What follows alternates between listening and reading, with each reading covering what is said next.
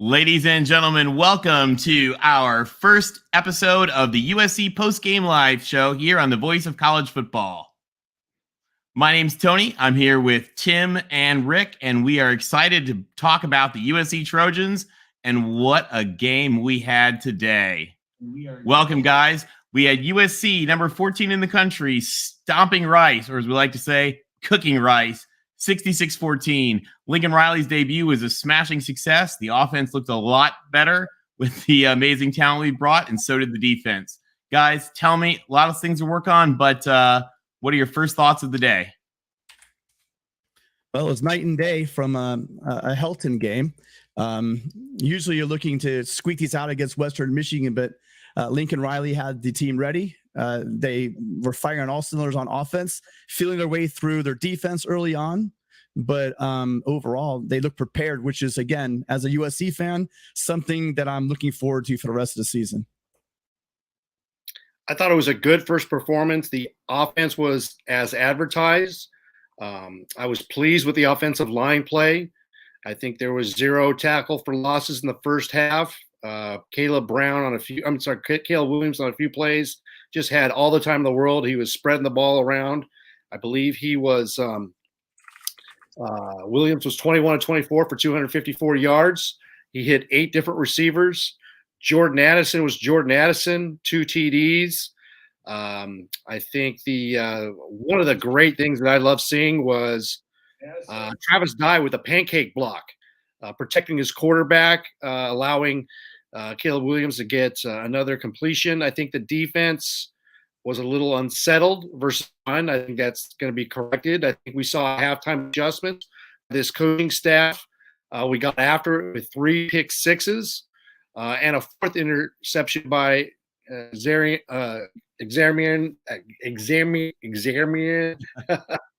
Gordon. Difficulty with his name, but 4 INTs, 4 turnovers. I think the penalties, I think we had 5 or 6 penalties. So that was the big difference with a Helton regime. There was discipline, there was energy, and there's corrections to be made, but it was a good performance. Well, and I think we saw from Lincoln Riley's protest and overall demeanor, I think he was certainly not looking forward to dealing with the Pac-12 refs, and it showed a little bit. They were as bad as ever, but certainly a great game overall for SC. Those 3 pick sixes, I think they said were the tied for second most of any team in something like 30 years. So just spectacular for USC. Certainly, if we hadn't had the questionable ejection for targeting, I think we would have had at least another 7 points, and they certainly would have had 7 less. But overall, just everything I think we hoped for.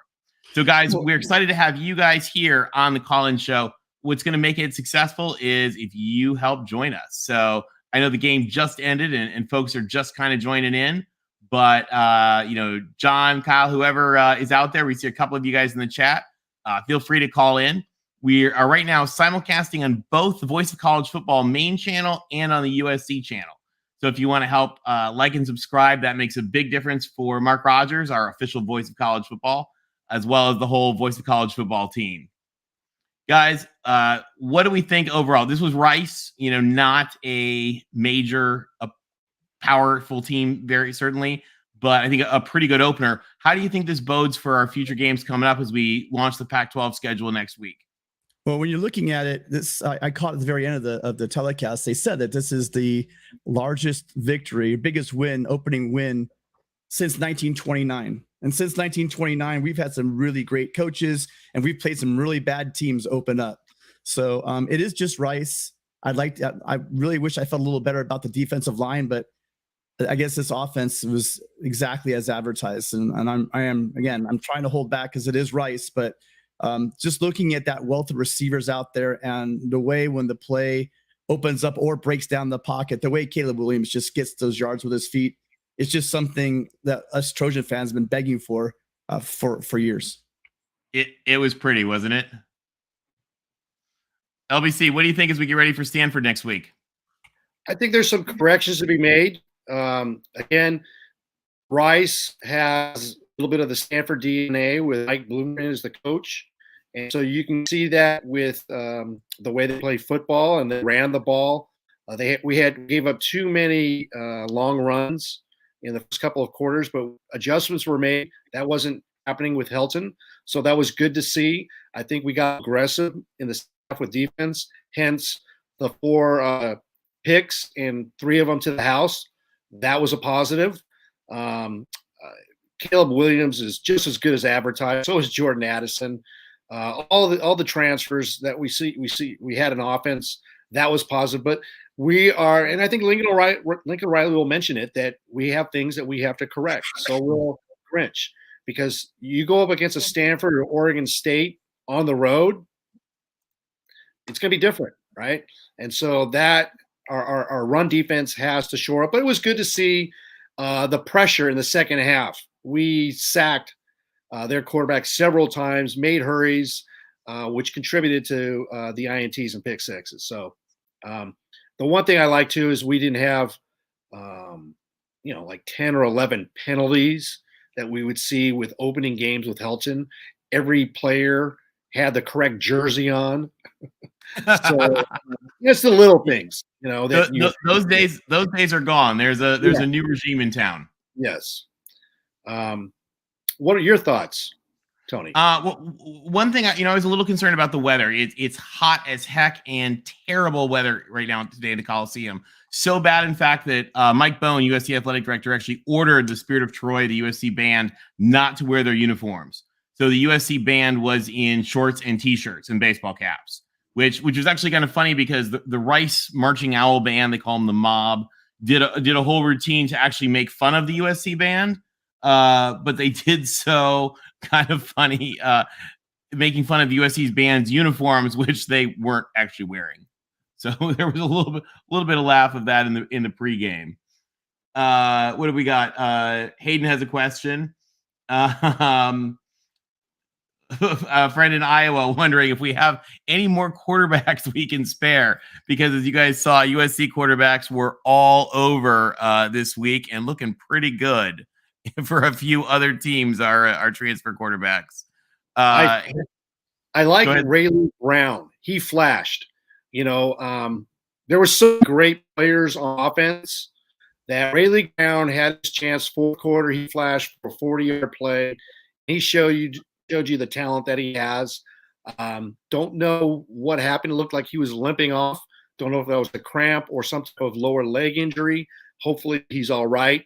But that kid is going to be a special player. I've heard him compared to, a Reggie Bush and a Dory Jackson. Those are big shoes to fill.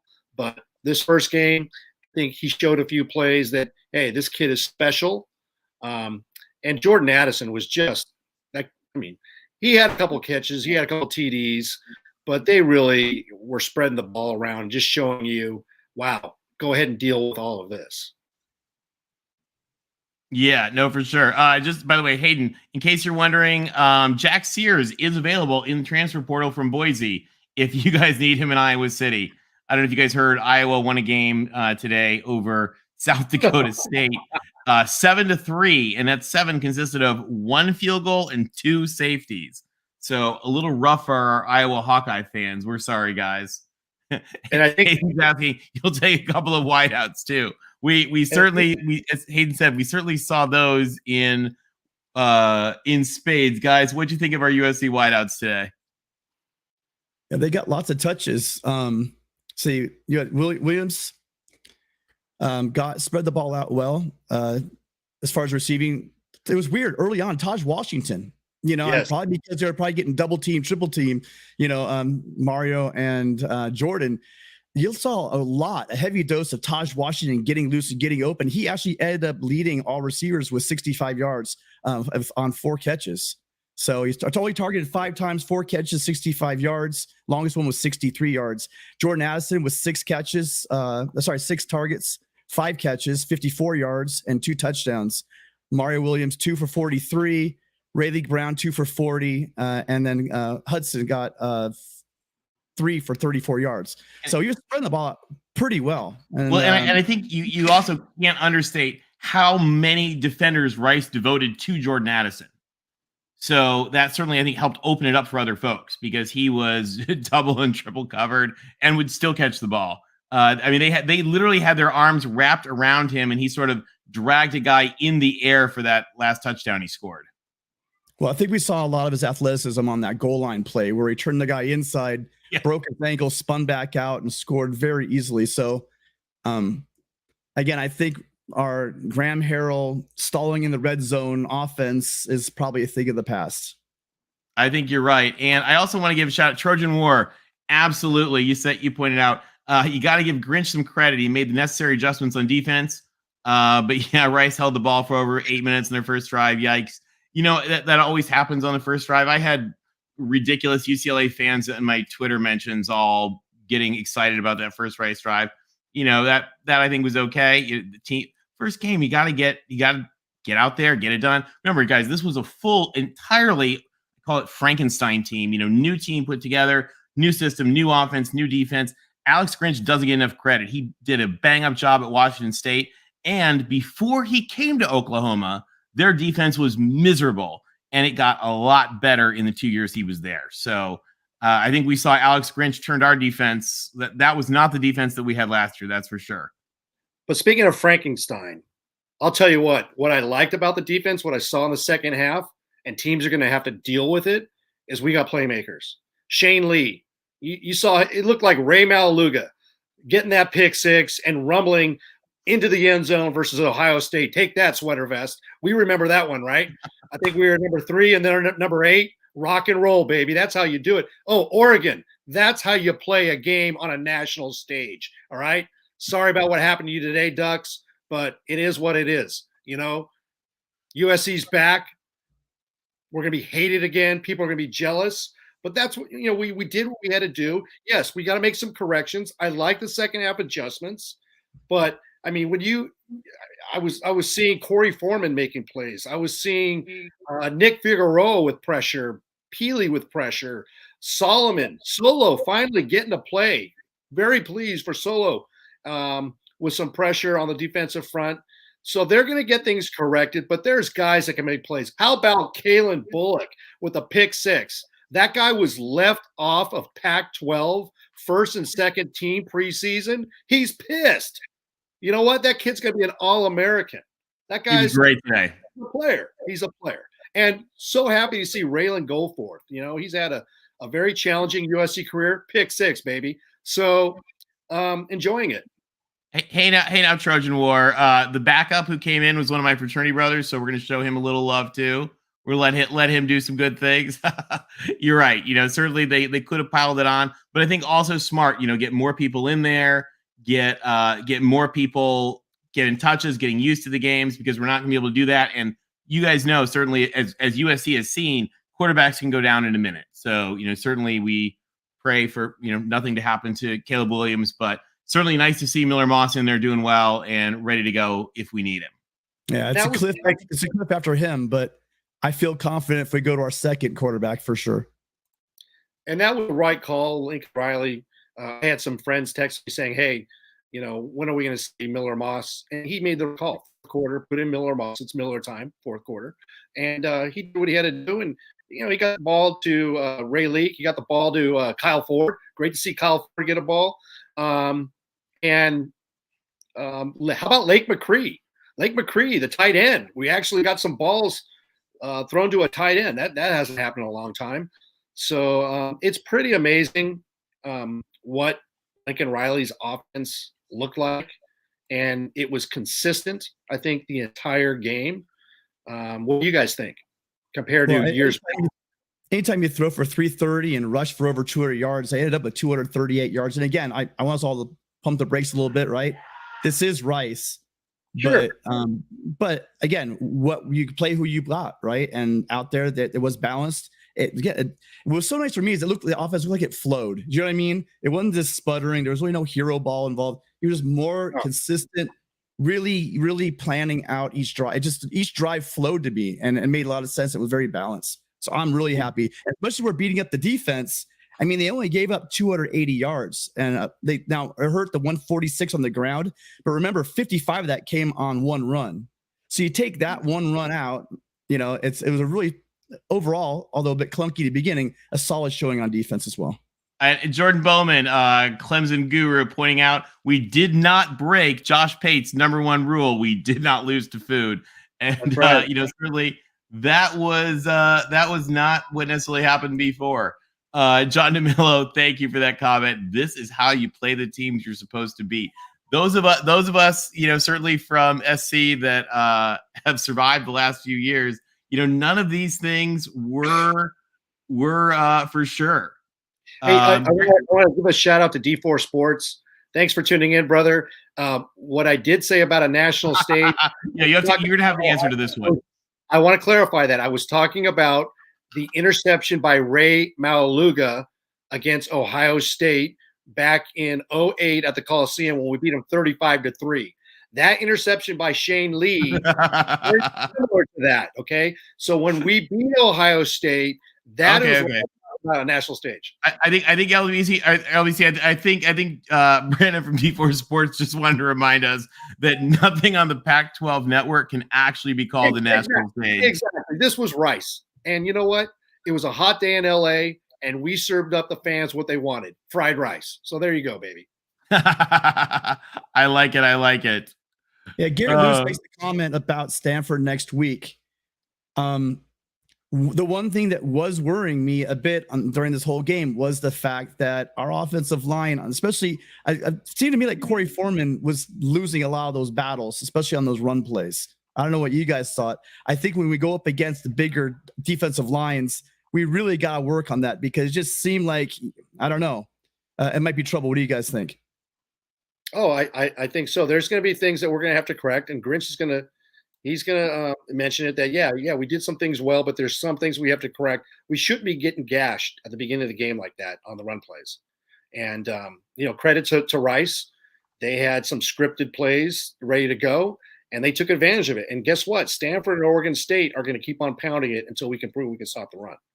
And I don't think that their receivers will be as many drops as they had. And the quarterback play next week is going to increase dramatically. What we saw today is not what our defense is going to see the rest of the year. Right. No. And to answer your question, just on that note, Manny C asks, are you folks with me that all Pac-12 games are trap games? Absolutely. Those of us who've lived long enough in the Pac-12 know for sure that anything can happen, anything, especially in places like Corvallis, where we're headed up to in a few weeks. And I would actually expand that comment, Manny, to include the fact that another trap game that we're facing is Fresno. Fresno is good. And they've got Jake Hanner at quarterback. They got Jeff Tedford back as their coach. Certainly if there's one person not intimidated by USC, it's going to be Jeff Tedford. So I think you're absolutely right, Manny. They are all trap games. Gary, yeah, exactly. I like that. Jordan, you're right. Josh Pate is right. Do not lose to food. And I just want to give another shout out to Manny, as well as we're ripping on Pac-12 refs. I think Manny can remind us, speaking of terrible refs in the state of California, Vince Young's knee was absolutely down. I want to give a shout out to one of our commenters who's in the chat, Jay Miley. Jay Miley is tuning in from Ensenada, Mexico. So fight on, Jay Miley. And I think fight on, Jay. I think our friend Tim Prangley is friends with Jay Miley. So great to you tuning in, Jay. Fight on, baby. You're on mute. Yeah, one of the nicest families I've ever met, and one of the best friends I've ever had. Jay Miley went to my little Catholic middle school together. And he went on, I believe he went on to Servite, and I went on to Bosco. Kind of lost touch, but when you told me that story about Jay Miley, it made me really happy. So nice to hear from you, Jay. Putting in for Mexico. So good of you, Jay. Thank you. And for those of you guys who want to join in on the chat, we are simulcasting both on the Voice of College Football's main channel and on the Voice of College Football's USC specific channel. So certainly if you guys want to subscribe to both of those, that would be awesome. Certainly helps Mark's channel, but also we will be every week after the game live to talk about it with hopefully you guys. Although some of you guys I think are watching the Notre Dame game and being a little bit wussy about calling in, which you should call in. But if you're in the one that doesn't have the chat, I'll put right now in the chat our main link as well, just so you guys have that. The main broadcast link. One of the things I noticed in the game was how comfortable Caleb Williams was in the pocket. You could see his confidence. He was reading the defense. He felt pressure.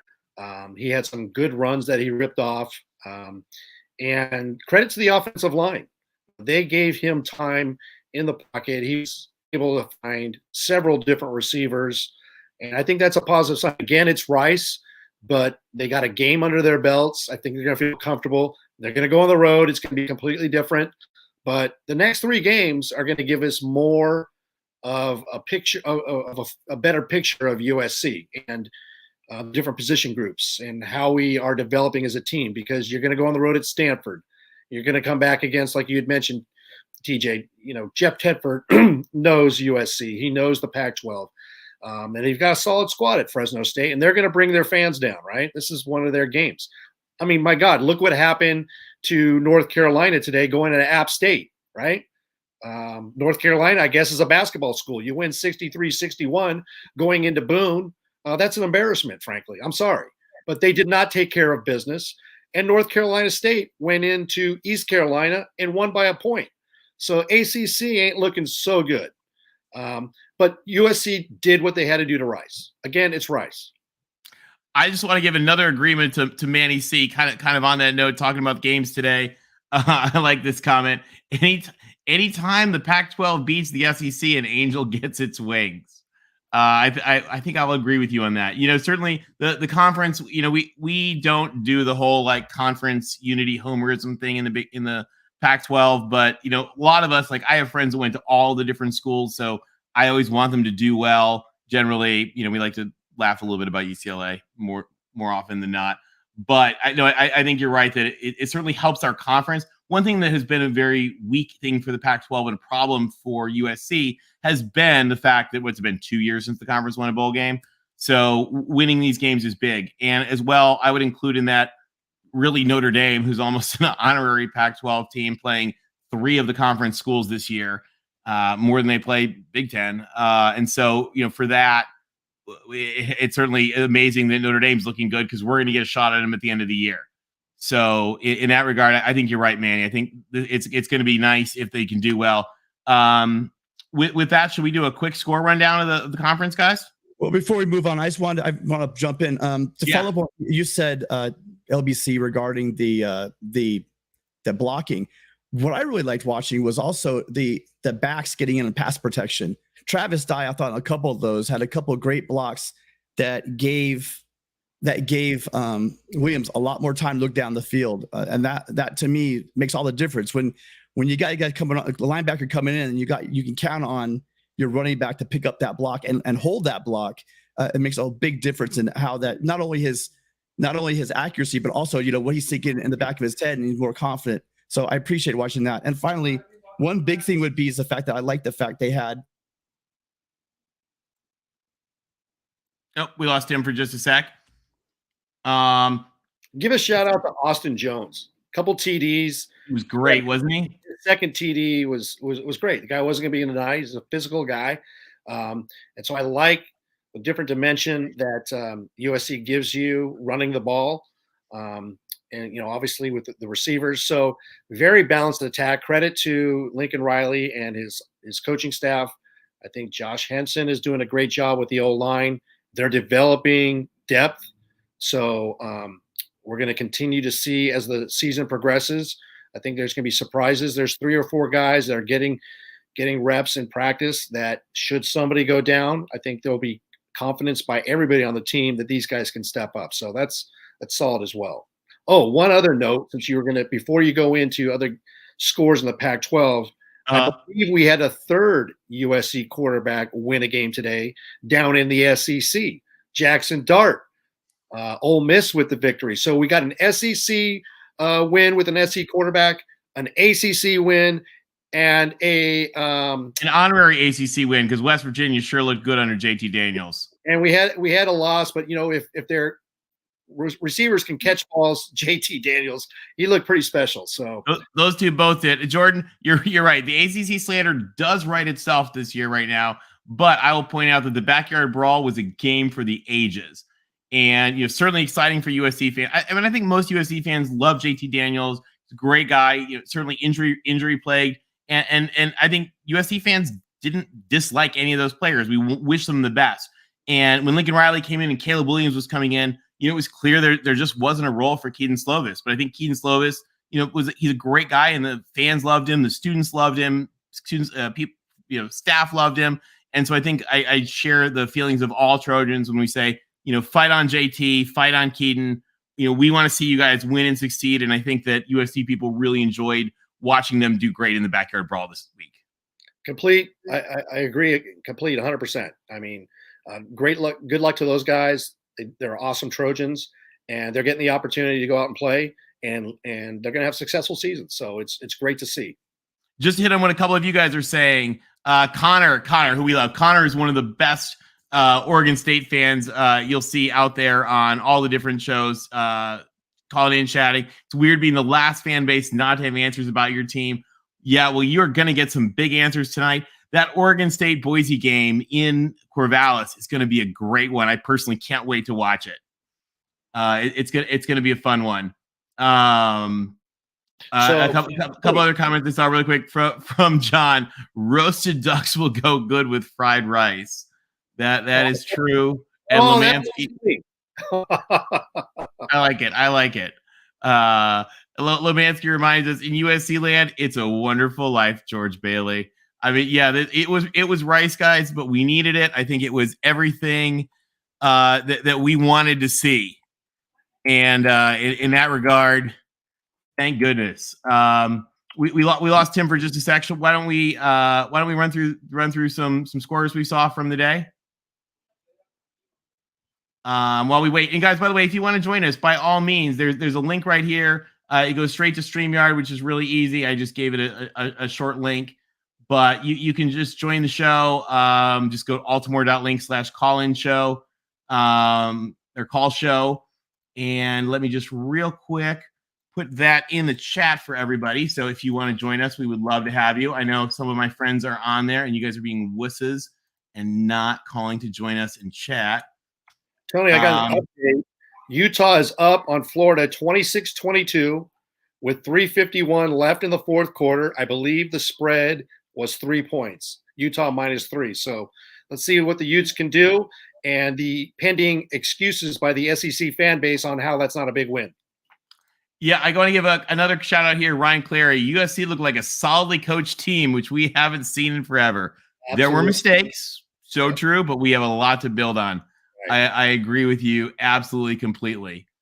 And Gary, I also agree with you. Would be great if ND USC is a relevant end of season game. So let's just do a quick breakdown here of just some games from today and the last couple days that affect us. Certainly, USC fans were watching the backyard brawl where Pittsburgh took down West Virginia 38-31 in a game for the ages. Some of you guys saw Virginia Tech fell last night to ODU in just another one of those epic games where they cooked the turkey. Arizona State, which we have believed was the biggest dumpster fire in the Pac-12, showed that they might not be, and they looked really solid, really well-played game, which we haven't seen from Arizona State in a long time, beating Northern Arizona 40-3. The dumpster fire, though, was in Boulder in full effect. I think a lot of us hoped that this was going to be a battle of two bad teams and that Colorado might come out okay, and they looked just atrocious. Just stomped by TCU 38-13. Great way for Sonny Dykes to start his time at TCU. Players looked good. TCU looked a lot better than I think everybody thought, but Colorado heading into Air Force this week might get really ugly. Michigan, our soon-to-be new Big Ten friend and rival, absolutely demolished Colorado State with their quarterback controversy, maybe leaning a little towards JJ and a little away from Cade. We'll see what happens. North Carolina and Appalachian State. I don't even know. Is this the final score? God, heaven only knows that was the most. It was 63-61. 63-61. Yeah, I needed to even update this thing. Mac Brown proclaims UNC is a basketball school after that score. I think they outscored the North Carolina basketball team in a couple of their games. UCLA struggled against Bowling Green mightily. And yes, everyone on Twitter, I knew that UCLA was going to come back to win. But the fact that they had to work so hard at it was a little rough. Also, supposedly, we're seeing reports that the 26,000 people in attendance today at UCLA's game was a record worst ever for UCLA in the Rose Bowl. So that was, I mean, the USC game, it certainly is a terrible heat wave. We understand why people didn't want to go, but come on, UCLA. 26,000 is your official attendance. That it was in a 100,000 seat stadium. That was just terrible, terrible look on the Bruins. On the field, off the field, certainly not how UCLA wanted to start off, although they did come out with the win in the end, which helps. Oregon, good gosh, guys. Certainly LBC, we were on some pregame shows earlier. I said I thought Oregon could either win or they would get destroyed. I didn't think it'd be much in the middle, and that looked bad. What did you think of this game? Well, honestly, I didn't see this game, but I looked at some of the stats, and one of the questions that we had going into is, Bo Nix, right? He's played Georgia 3 times. He's going to go up against Kirby Smart. He was probably going to give him some looks. Now, he had 2 picks. One wasn't his fault. Another one, hey, he did what he did. He did what he did, but that was besides the point.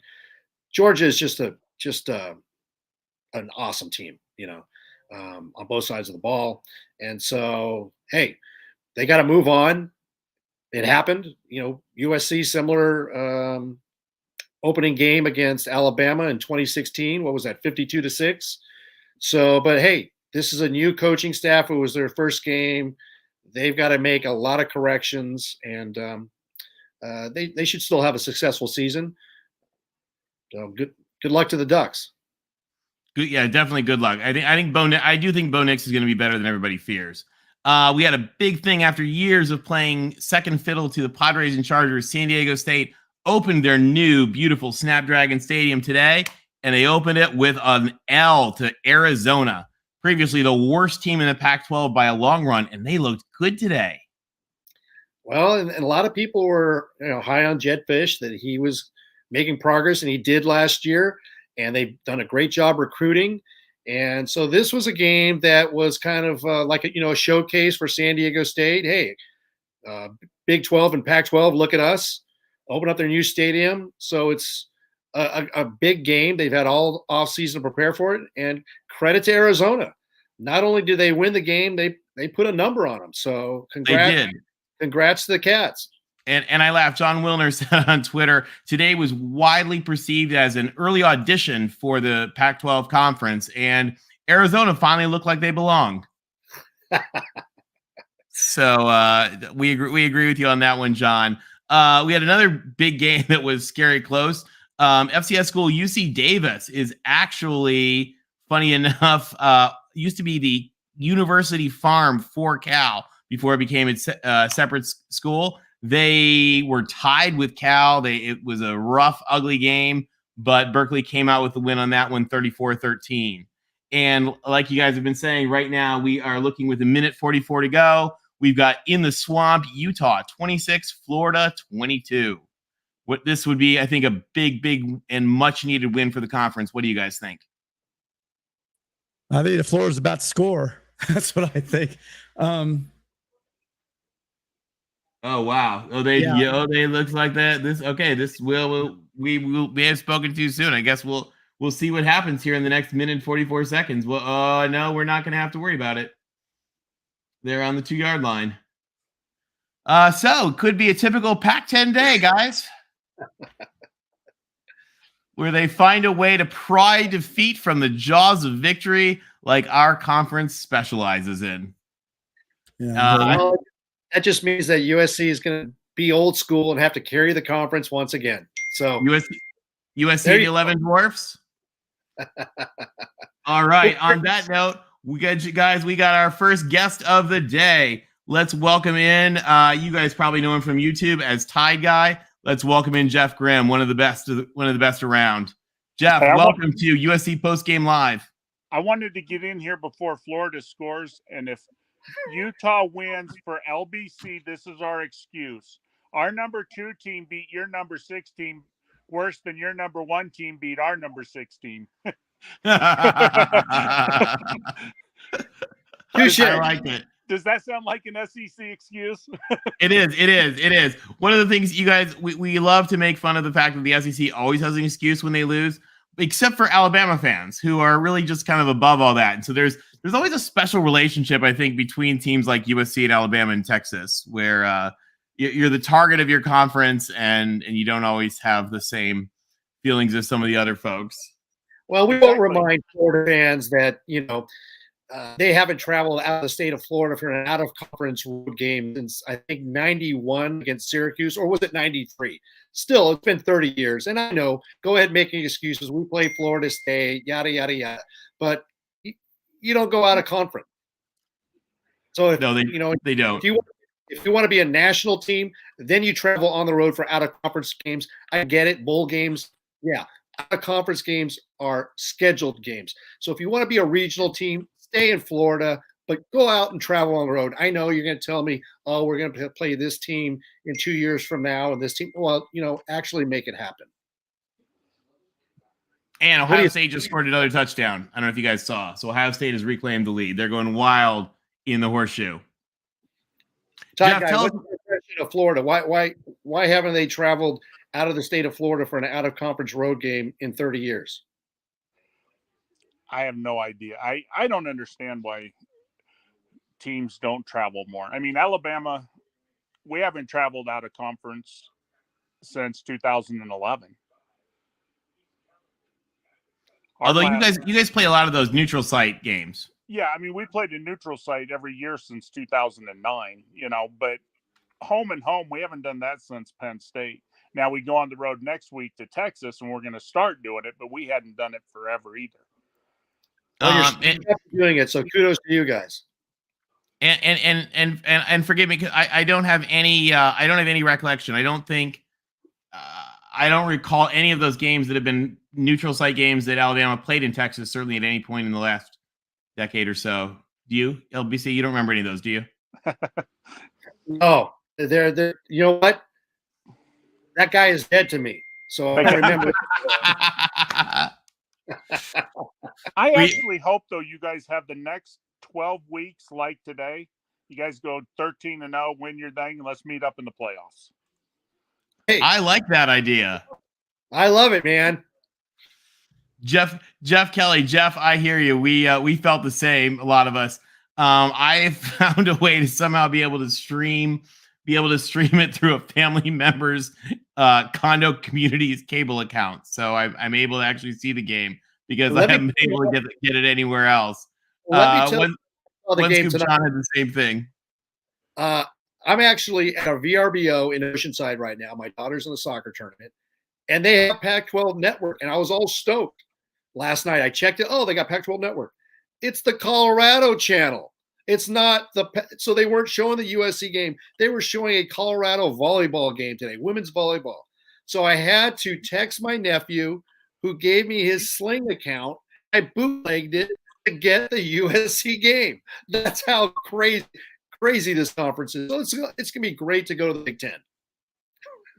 I could not agree more. We're going to be glad to be done with this awful Pac-12 network. Oh, too funny. Jeff, tell us your thoughts. You got to see the USC game today. How did they look? I think you guys will be all right. I said going in, I think you guys will be 8-4, 9-3 for the year. I think your defense will improve.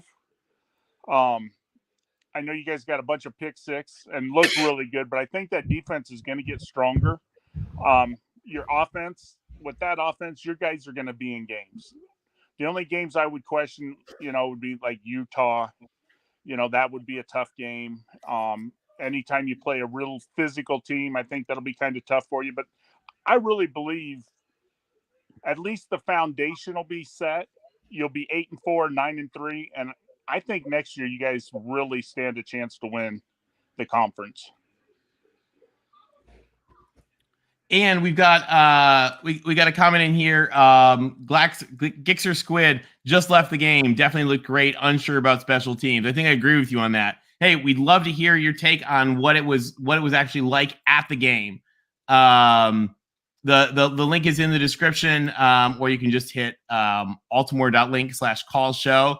Call in, tell us about what it was like. I'm actually here on the East Coast. Like LBC said, he's out of town with his family. And Tim, unfortunately, has been sick and had to give away his tickets.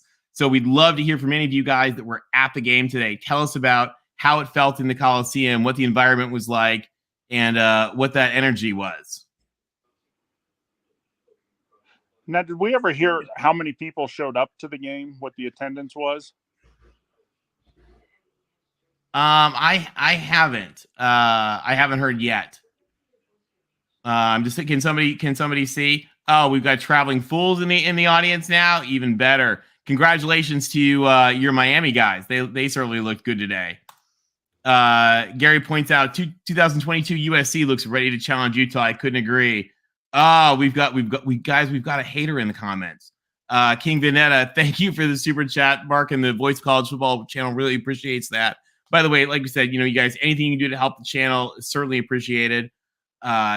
King Vanetta, we thinks we're going to lose to Stanford, UCLA, and Utah.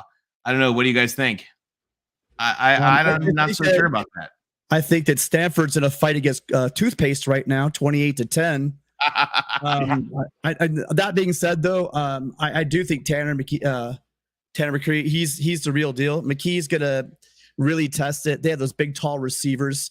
We did get a break today because, again, although they seem like they started out hot, we played Rice, so I think there's gonna be a whole different animal playing an NFL caliber quarterback next week with receivers that are actually going to hang on to the ball.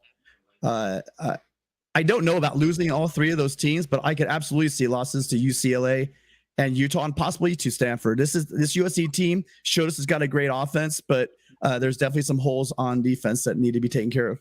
Yeah, the defensive line especially. Yes, and I predict at the beginning of the season that USC is going to go 8-4. And it's because of the defense, because injuries happen. We don't have the depth, and I think we showed today that we have some issues stopping Rice's run attack. And yes, we did make adjustments, but other teams are going to see that, and they're going to make us stop the run.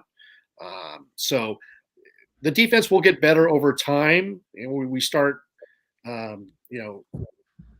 developing depth through recruiting, and we're going to be okay.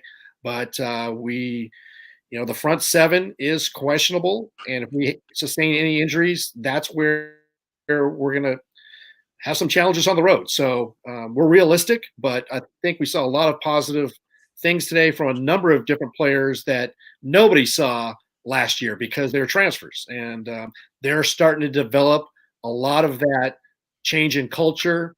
They're developing a brotherhood. They're playing for each other. They're playing smart, aggressive, fast, and it's only going to get better. Well, and you guys have 40 new players, right?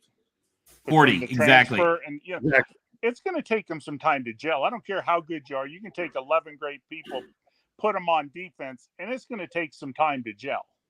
Yep. Yeah, and that's why I'm more confident about that UCLA game at the end of the year than I am to maybe going up to Corvallis in a couple of weeks or playing Stanford next weekend, because again, this is going to be a good team, but you can usually get to a good team early. And if you're going to, I think against this USC team, I think you need to get to them early. And just an update, Utah is at about midfield with a minute to go, down by 3. That's all day in the world. All he needs is a field goal to tie it, so they're in a good position. They got a lot of time. We'll see what can happen. Florida just miffed what should have been an interception. That'd be beautiful. Yeah, it's gonna be a crazy one. I know most of you guys have those two games on. A lot of you as you're typing, which I think is why some of you are being a little wussy about joining us that we normally see on our USC shows with the group. Traveling Fools points out, "Go Irish! They're looking good, guys." See, now I was going to say, Tony, we ought to bring Traveling Fools on, but with that big win today, can we get his head into this show? I don't know. Traveling Fools, you guys put up 70 points today. and I think that deserves, guys. Can we get a U for Traveling Fools? Traveling Fools hosts the Miami post games for the boys of college football. I can't throw up the U on a USC Trojan broadcast. I'm so sorry. I grew up going to Miami practices, so TF, I can give you a U because I think that the rise of Miami, the return of Texas, and the return of USC all go together. Now Tony's a lot more forgiving, and although it wasn't technically the U, a lot of our sanctions came from Paul D, and so most Trojan fans, we do kind of have a little sour taste in our mouths. So I think it's maybe too soon to go. Too soon, yeah. There is a special place in hell for Paul D to burn. There is, absolutely. But you know what? If Miami is going to start taking recruits that Alabama normally gets, I'm all for it. The fact that Nick Saban had a meltdown this offseason because he was talking something about parity, then it's fine. Miami's recruiting, USC's recruiting. Now it's legal, right? NIL, now it's legal. So, hey, more recruits that Miami gets, that's fine. Make Nick Saban nervous. I love it. You know, LDC, I liked you a minute ago. Hey, all fair and love and war, brother. Come on. But you know what? You shouldn't have to worry because Alabama's a classy program. But the fact that Nick Saban even commented on it, what does that tell you? He's a little bit nervous. Oh, yeah. I agree. And you know what? He's got the revenge tour. You guys are going to go undefeated this year. And, but there's other schools that are coming. I really do, and I've said this the whole time, Tim and Tony will tell you, I want the Blue Bloods back. I want to see 8 strong teams. I want to see a playoff. Let's get in there. Let's get rid of these blowouts. Let's make it down to the final, who has the ball last with the chance to win, and let's get back to some really good, exciting games. Well, as Marcus Freeman starts to get recruits up in Notre Dame like he's doing right now, Mario Cristobal is going to eat with recruiting because of the fact that he's going to be winning, and Miami and Ruiz, they're going to have some NIL money down there.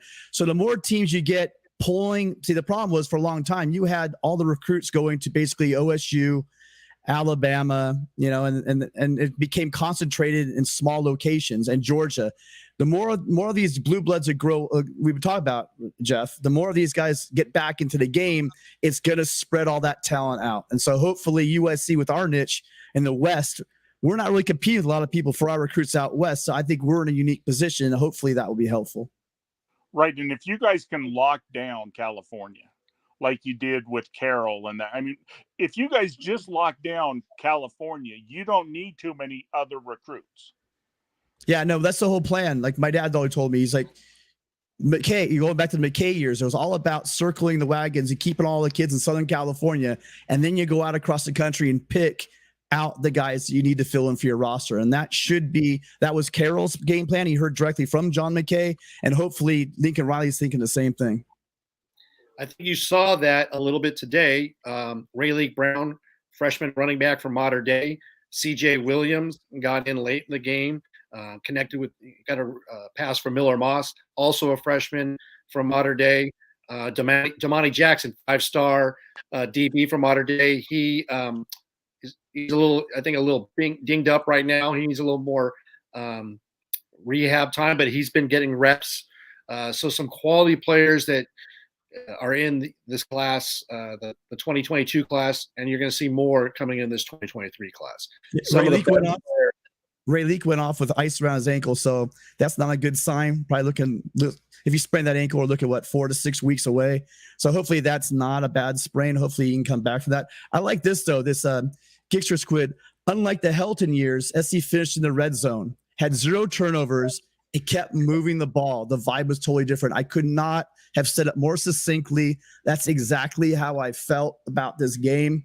The Graham Harrell thing we just constantly, and actually you can go before Graham Harrell, it was a Helton thing where we get into the red zone and we're kicking field goals or we're getting no points. It was refreshing to see the way they handled the ball inside the red zone.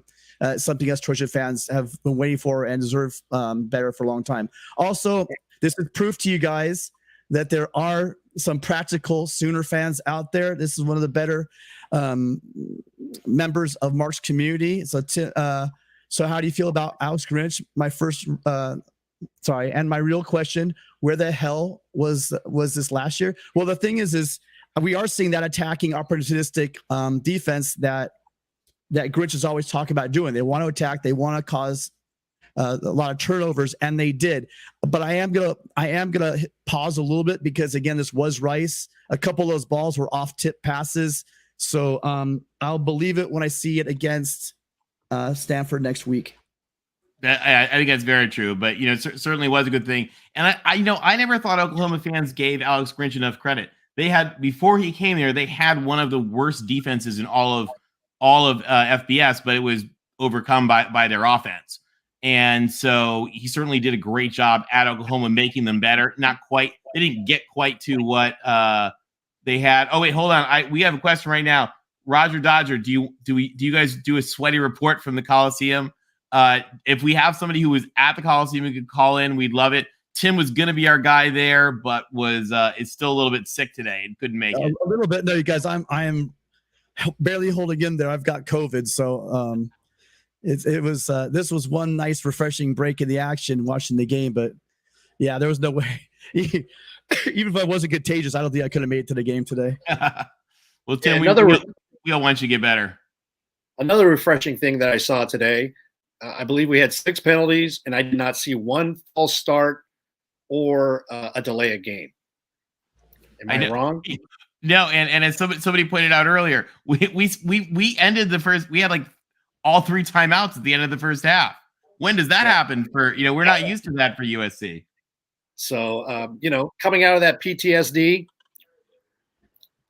and it feels good. So there's a lot of positive things. Again, it's just like Rice, but Miami put up a 70 burger on Bethune-Cookman. I mean, who is Bethune-Cookman? Is it a man? Is it a woman? Who is Bethune? Can we say that Roger Dodger, Utah? It looks official, guys. Utah is toast. It's official. Looks like they're going to go down to Florida 29-26 in the swamp. Can we say it's official that Utah just couged it? Utah just couged it. Can we mix those up? Can we mix those 2 teams up? They had first goal. They turned the ball over. Threw an interception in the end zone. Oh. Gators win. So it's kind of like the Rose Bowl last year. The one thing they couldn't do, literally the one thing they couldn't do is throw a pick, and they throw a pick. Yeah. Go good. By the way, kudos to everybody from Florida. You guys also playing with a brand new coaching staff, lots of transfers. Kudos to the Gators. You guys get a Gator chomp for that. That was a pretty impressive game for Florida. Billy Napier era is off to a new start. And then Tony, going back to 2008, I can't give out Gator chomps either. So I'm sorry, you're on that one.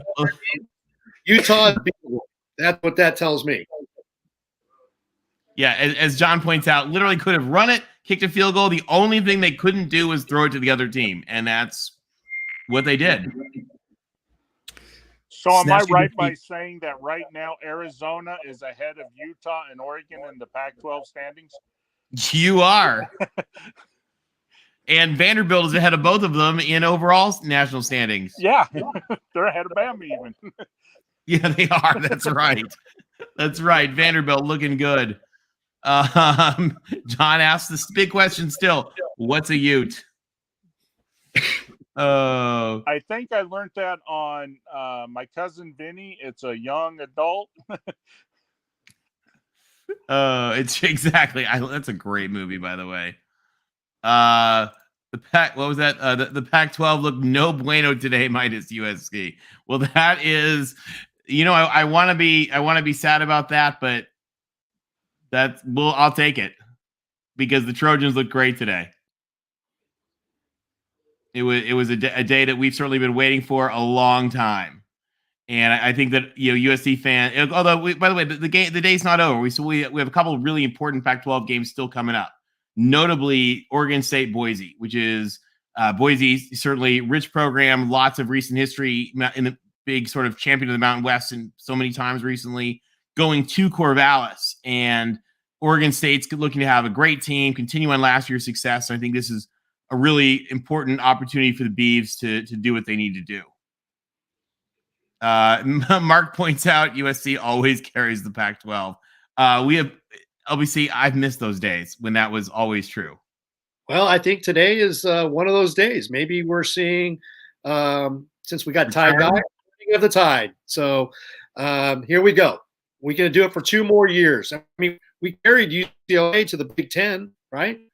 So why can't we carry the rest of the Pac-12?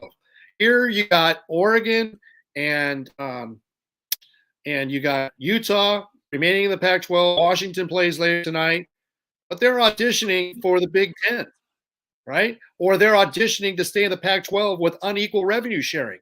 Those dogs, right? They chose to give it to SC and UCLA some 12 years or 10 years ago with the Pac-12 emergence with Larry Scott and DirecTV, not the DirecTV deal with the Pac-12 network. The bomb. They want revenue sharing. So, hey, I'm sorry, Oregon. I'm sorry, Utah. You had your chances, and you just didn't cut it. Now we're going to have to deal with the national narrative that's going to start tomorrow morning or starting right now. It's certainly starting right now. Right. We're going to have our backs up against the wall. Even if we somehow win 11 games, well, you beat Utah. Utah lost to an unranked Florida, right? Yeah, and Stubby 1085 points out he didn't get to go to the game. OU fans have questions. How did Caleb look and how did Raleek look? Caleb looked great. Raleek looked great. I would say, particularly from the offensive standpoint, everybody looks fantastic. Granted, it was rice, so we'll take it with a grain of rice instead of a grain of salt. But it certainly, I think they all looked good. Caleb was almost literally surgical. He was 19 of 22 for 249 yards, 2 touchdowns, 0 interceptions. Raleek, 2 receptions for 40 yards, and then on the ground. And I would say one of the things actually that, funny enough, you guys are going to laugh at this because it's kind of awesome. But one of the things that hampered the USC offense was they were actually denied a lot of possessions because of our 3 pick sixes on the defense. Yeah, and Raleek Brown was 6 for 36 yards, so that's 6 yards a carry if my math's right on that, and a touchdown. So he had an awesome game. I was surprised. I really thought we'd see a lot more Travis Dye, a lot more Austin Jones, but they came out Raleek heavy. Raleek got early playing time that first drive got the goal line. All of a sudden, wait, Raleek's in there, so it was interesting to see that look. But again, obviously this coaching staff has a lot of confidence in this freshman, and they get him out there early. And again, in key situations like the red zone. Yeah, it was really great to watch. I like what Lincoln Riley did. He basically spread the ball around, had Caleb spread the ball around with our running back and wide receivers. So many guys got involved. So there you go, Stanford. Check it out. Check out the tape and see what you're going to do. And he's going to take it to the next step next week. And I'm sure he'll have some great plays drawn up to take advantage of Stanford. So phenomenal. You think about 19 completed passes to 12 receivers. Yeah. Good luck watching that film, right? Guys, it was beautiful. It was beautiful. We've got John says talking about the pick sixes, 3 is probably the record. Actually, it's the second most or tied for second most in something like 35 years or something like that. So yeah, 3 pick sixes was ridiculous. It was pretty funny. Yeah, the weird thing was 2 of them were from linebackers was even more amazing. The fact that middle linebackers are making that pick. Seemed pretty amazing. And again, guys, it was Rice. It was not against Alabama. But the one thing that you look at with this defense is we have a lot of length. You look at Kalen Bullock in the back. You look at Eric Gentry, right? 6'6" linebacker. Exactly. You have a lot of length, and you're going to be getting your hands up in the passing lanes, and you're going to get a lot of these tip balls. And look what's happening. They're obviously practicing it in practice because those pick six don't just happen by luck, right? So they are, to me, looking like they're being coached as a fast, opportunistic defense. And that's going to be part of their calling card is like the Pete Carroll days. It's go get the ball, turn the ball over, right? That's what they're doing. So it'll be interesting to see how they do against Stanford. And I think Yeah. the other thing that'll help USC is, I know you guys are young, but you got talent now. So when you practice So nice. that, you're playing against quality people. And sometimes, like at Alabama, our practice is worse than a lot of the games. And you guys are getting there where you got the talent, where the practices are tough, and it will help you, against a Stanford, against, some of these other teams. Absolutely. And, and that's how it was during the PKL days. The practices were more difficult than the games. Exactly. And that's what Lincoln Riley's talked about. Tuesdays and Wednesdays are physical, fast, difficult practices. And that's what it should be.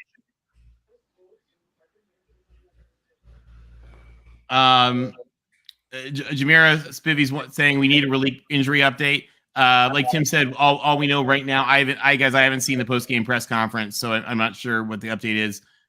We just know he left after the game with ice on his ankle. Most likely they're not going to release that anyway. I mean, it'll probably be a couple of days before we hear anything, but I'm looking at Twitter right now. Yeah, and remember, we under Pete Carroll, we were sort of a little bit too much of an open book. Under Lincoln Riley, we've adopted a bit of the sort of, old school Soviet mentality about releasing information. Roger Dodger, if this was a Clay Helton team, we'd have won 35-28. That is sadly maybe possible. But Clay Helton, I heard, looked great today as well. I didn't see the score updates. One of you guys in the chat had mentioned that. I mean, we're not allowed to say that on this show. Hey, we can wish everyone the best. Jesus. We wish all members of the Trojan family the best in their new endeavors.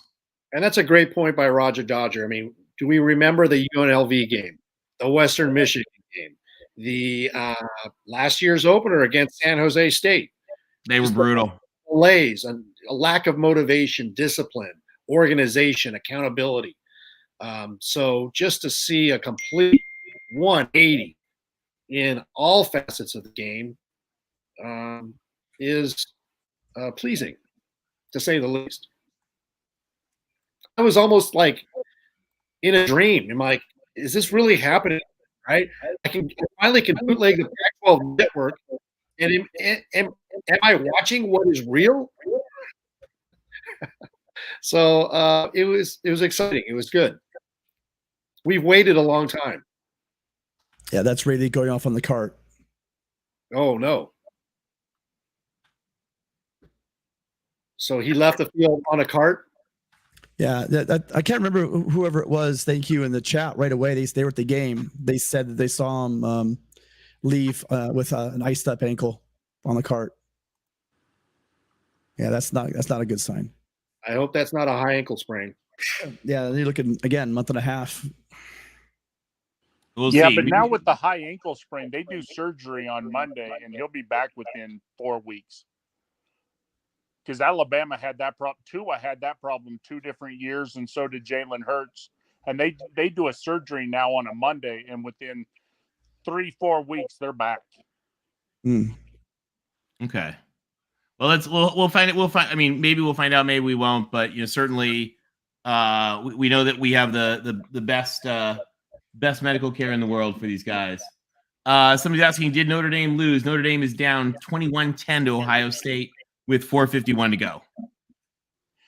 Hey, guys, I got to get out of here, but I want to tell you guys, you do a wonderful show. And everybody, they do a show on Wednesday also, the Pac-12. Check it out. It's a great show. I learned so much from you guys. I appreciate all you guys do.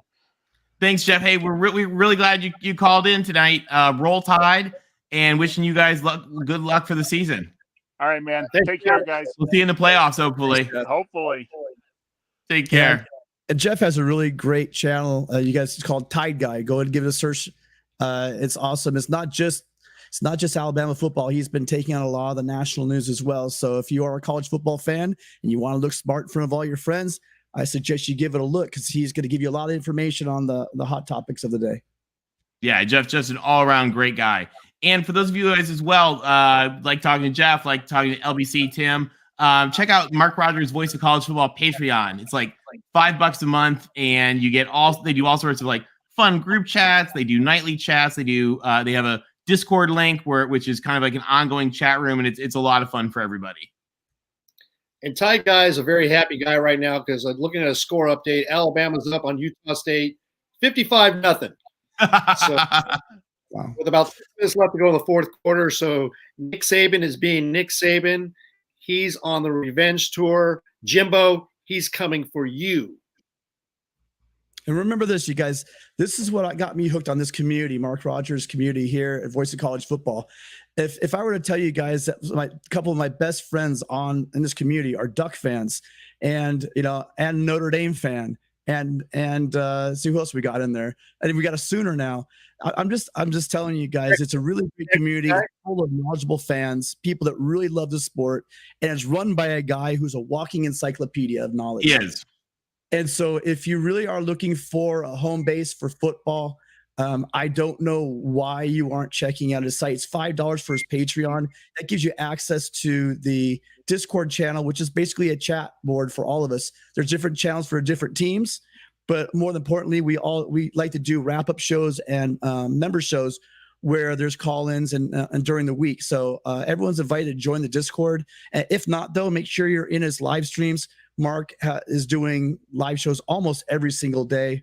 And look up for your favorite team. You're not going to miss out on an opportunity to see these live shows because, again, we were hoping more of you Trojan fans. We fought for this. We wanted to have the Trojans to have a voice. We have an Alabama guy call in. We're looking for some of you Trojans. Call in. Tell us, let us know what you're thinking, because the whole spirit of this community is that we all want to be heard. So please, if you guys have time, go ahead, hit that link, join us. It's a great time to be a Trojan. We'd love to hear your thoughts. And we got a couple other comments coming in. Fatal Gator pointing out, talking with Roger Dodger. Great game by USC today. Man, Utah is for real. Rising as a baller. Cam Rising is a great quarterback. I think you're right on that. What heartbreaker for them in the swamp tonight. Yeah, my heart goes out to Larry Pilgrim, who is a Utah fan, is also part of the community. We were talking about last night. He lives in Florida, but he was making a 3-hour drive out to the swamp. I'm sure he's going to be happy with the effort his team put in, but maybe not as happy about the way the game ended. Stubby, the Oklahoma fan, he had a major fan depression about Lincoln Riley, but like a man that meets a new girl loves Brent Venables. And I hope Venables is successful at OU too, because certainly one of the richest traditions in all of football, and I think football is better when Oklahoma is doing well. Yeah, Oklahoma is putting a lot more into their program. It's showing with NIL. They're recruiting at the highest clip they've ever recruited. I thought there'd be a little drop off, but there's absolutely zero drop off. Matter of fact, maybe a little bit of improvement in the recruiting, especially on the defensive side of the ball with Todd Bates. You guys are continue to get great linemen. When you think back to those Clemson's lines with Todd Bates, when you think about those great Venables defenses, you think up front in line. How do you win? You win the trenches. And a guy like Todd Bates, you guys continue to get a solid front seven, and that should help you going into the SEC. Definitely. Fatal Gator, hoping you let's take a look. What do you tell me about this, you guys? Mark gave us his presumptuous top 10. Georgia, Alabama, Ohio State, A&M, Michigan, Clemson, Florida, Baylor, Oklahoma, USC. What do you guys think? I'm thinking until Alabama, an Alabama team is so stacked. I think we get a little bit in front of over our skis. The whole idea Georgia now is number 1. Ohio State, it depends. It's kind of early because we won't know how impressive this Ohio State win is until we see how good Notre Dame is. But we know Notre Dame is for real. That offensive line is legit. That front seven is amazing. So I think that's a big win by Ohio State. I don't think the top 4 should split up too much. I don't know what. Florida at number 7 is a reach. They were not ranked. They're not going to go 18 spots for beating what was Utah number 7? A little bit of a reach. Yeah, that is a little. But hey, it's game ended 30 minutes ago. They're on a high. I get it. But and they look great. They look good too. Kudos to them. But then again, your guess is as good as ours, right? It's so early in the season that the teams don't look ridiculous. I think they're all the ones up there. What did A&M do today? They won. Yeah, they won. I don't remember the score, but they won solidly. So, I mean, I think we'll all know as these teams kind of drip into conference play how good they are, and then we can go from there. All right, we've got a caller joining us. We got Ronan. Welcome, Ronan. Oh, Ronan, can you hear us? Ronan? You might have the mute on. Yeah, you might have had the mute on. All right. Well, thanks for trying. We're glad to have you. Feel free to rejoin. And again, any of you guys, I know you guys a lot of you guys are messaging us like individually and privately and letting us know that that you're actually watching the Notre Dame game right now. So, but anybody who's not, you can feel free to join in. We're glad to have Jeff. Hopefully we'll get Ronan back, and we'd love to know what you guys think. I would like to ask Tony and Tim a question as well as the chat. So what would you like to see? Real quick, Stubby, I'm going to put the link in the chat again. All you do is you just click on that link, and it'll let you join almost like it's just like a Zoom link kind of a thing. And you can do it either with camera or not. We ask that you quick show yourself on camera before we put you in, and then just so we can see it's a real person, not a bot. And then we'll just click in and you can turn it on or off. It's real easy. So if you there's that link right there, you just click on that link and it'll take you there. Sorry, LBC, go ahead. I was asking, like to ask the chat as well as you two gentlemen, what would you like to see from USC next week against Stanford? We saw what we saw today against Rice. How would you like to see us build upon that when we play Stanford next week? I mean, on the offense, I'm more of what I saw today. Balance and productive in the red zone, and great protection for Caleb. I hope that continues. On the defensive side again, so Romello Height went out in the first half of that target, so he should be back for the game. I want to see if his presence helps a little bit. He's a bigger guy than Corey Foreman on that edge as an edge rusher. Hopefully that can shore up that side. And I want to see our defensive interior get some push on the pass drives, right? Collapse that pocket, and then also not get blown off the line. I mean, let's face it, we had Rice backing us off the line, so that's a bit of a warning sign for me. Again, maybe I'm a little bit PTSD from last year and what they did to the middle of our line last year, but that's what I'd see on defense. The secondary looked great, in my opinion. And it looks like Stubby just tried to join in. Stubby, if you want to click back in, I think you have to just click okay to allow StreamYard. We use a program called StreamYard. It's really easy. It'll allow it to access your microphone. Stubby, it won't let us put you through until you okay your microphone or your camera. But just like I said, when you click on that link, it'll say something like, "Do you wish to allow the site to access your microphone?" Just click OK. And it'll work that way. And you can do again, you guys. Anybody can join. You can join from any phone that has a microphone or camera, or any laptop. They're all really built in. A quick score update: we're still 0-0 Boise, Oregon State, and Notre Dame still losing to Penn State or to Ohio State 21-10 with 3 minutes to go. So, certainly we got some good games here, guys. Again, join in and tell us, even those guys that aren't just from USC, tell us your thoughts. I don't know if there's any Bruins. I haven't seen TBM in the chat. We'd love to hear his thoughts on their little adventure today. What did you guys think about UCLA? I try to think about them very much. I didn't watch the game. There were other games that were on. I guess they did okay. I like it. They did not look very good until about the fourth quarter, or whatever. But again, first game jitters. Again, they were playing in front of a smaller audience than a lot of Texas high schools, 26,000 people, and that was 26,000 official attendance. So I can't even imagine. I think there were probably about 5,000 butts in the seats, if that. It was it was not a fine showing for the TV audiences. No beautiful overhead shots of the Rose Bowl unless you just want to look out of the mountains. Oh, what else? We got some other new chats. Mark says, my week 1 top 10 rewards a big game and ignores a close loss. I like it. You should publish it. Start a blog or start a YouTube channel. Do your weekly top 10. Yeah, I mean, there's nothing wrong with that list. I mean, you asked me about it, so I try to nitpick it a little bit. But I mean, again, this early in the season, it looked like a solid list. It looked like the usual suspects. I mean, it's for a week 1, it's about as solid as you can get. So yeah, absolutely. And you know, I'll tell you one thing, guys, keep an eye out for. Mark Rogers on the Voice College Football channel every week does what he calls the top 25 that actually makes sense. And it's based purely on play on the field. He does a video for it, and then usually like a call-in show with people. It's a lot of fun. So keep an eye out for that video.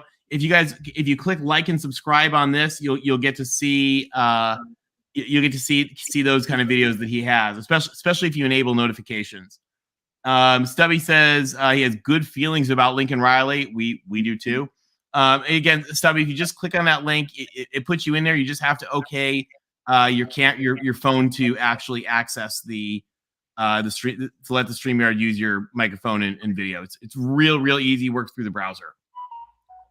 Hey Tony, why don't you share the information about Mark Rogers' USC channel and his Tuesday guest at 1 p.m. Pacific? Sure. Yeah, and if you guys aren't already subscribed, so the way the Voice College Football channel works, there's some of you are watching on the USC channel, some of you are watching on Mark's main channel, but on the USC channel every Tuesday, Matt Zemek, who runs the Trojan Wire website, which is one of the better websites about USC sports, comes on and does a couple hours of a live show with Mark. They talk about all sorts of issues going on with the football team, with realignment, with all kinds of other stuff like that. Just a really good section. And Matt Zemek, who does the Trojans Wire, put together, and you should check this out on the Trojans Wire site, what he called the Riley Files, which was, I think, a 12-part interview with some Oklahoma experts to really learn about Lincoln Riley, how he works, how he runs the program, what USC would expect, and some of the things that helped cause him to want to leave Oklahoma, which is, you know, how we were able to get him. And some really fascinating insights about our coach and the program and the sport and the game. So kudos to Matt Zemek for putting that together. Just a phenomenal series. And I think he actually has it edited into one single unit now. So it's just a great thing to watch. You know what, Tony, the USC stream, who has a lot more people in it, their stuff's not showing up in the chat, in our chat. I mean, their chat's working, right? But I can't highlight any of their stuff. They've got some really great comments in here. Do they? Usually both, whatever Mark is streaming will stream into the chat, our chat we're seeing here in StreamYard. Yeah. For some reason, it's not. Am I missing comments, guys? Okay. Let me pop that out real quick. There. I'm going to go back and answer some questions. I'm just going to go perfect. Back through it really quickly. Hold on a second. Yeah, I actually just reopened it, and let me do a pop out of that chat. I'm sorry, guys. By the way, if we've missed a few of these, sometimes the little sync ups of the tech stuff doesn't always work perfectly. So John's asking prediction for the Stanford game next week, like a score prediction or who's gonna win. Again, I think it's gonna be the game's gonna be a completely different animal with Pac-12 level athletes in it. Tanner McKee is going to again be an NFL quarterback one day, and their receivers, if I recall correctly, are all pretty darn tall. So it's going to be a completely different animal on defense. We know Stanford's going to be physical; they always are. You just have to look back to the beautiful day when we decided to part ways. We lost last year. That's a big think that kind of smash mouth football. And you know that David Shaw has been scheming for this game probably all summer, and they probably have been working on this, and they're going to be hitting it hard. So a prediction, it's on the road, it's up there with this offense. I think it's going to be a victory for USC, but a lot closer than people think. 42-30, something like that. They're going to score some points, and I think we're going to score a lot of points based on what we saw. I don't think we score 40. You don't think so? I see more of a 34-30 game. Yeah, they're going to slow it down. They're going to run that. They're going to be able to run on us, and they're going to take some of our possessions away, like Stanford always does. They're going to run the ball, and control clock, and so USC is going to be very efficient, and we're not going to be able to move the ball like we did today at will, like again Rice, right? So yeah, I'm with Rick. I think it's going to be a lot closer. I think you look at probably like a 30, 35, 27 type game. Yeah, in that range. I think we break 40. I could be wrong. I'm a homer. Where the Trojans are concerned, I'm an unabashed homer. I say we break 40. There's a question. You had a question about Texas A&M, how they do. They beat Sam Houston 31-0. That was the score. Probably, solid win. Also, hot in Texas, and I'm sure they, had a pretty solid win and weren't too. That game was delayed for a while, so I'm sure that was probably lightning. Mark Nethercutt had a good comment. He's talking about Shane Lee. Would you guys? I mean, I was really big on Shane Lee coming in, and he didn't disappoint. He made some great that pick six, but also he looked stout. When he was around there, and there was one play actually that I think that people were giving him a hard time for his range, but there was one play he ran that guy out on strung it out and ran him out. I think it was late in the second half. So yeah, I mean, Shane Lee was everything as advertised. What did you guys think? Oh, absolutely. I think it was great today. I mean, I remember about the Ray Maluga comparison. Guy's force. He loves football. He works hard, and from what I understand, the players love the guy. So I'm sure they're out there balling. When they see Shane Lee balling, that makes them step up their game. And I think it's only going to improve. It's only going to improve. He's making other players better on that defense. And by the way, we want to give a special shout out to Sharice, who's certainly one of the loyal folks who's with us always on our Pac shows and some of our other USC shows. And good job to the Buckeyes. She is a devout Buckeye fan. And Sharice, your Bucks looked great today. My grandpa, my late grandpa, was also a devout Buckeye, so he is celebrating with you.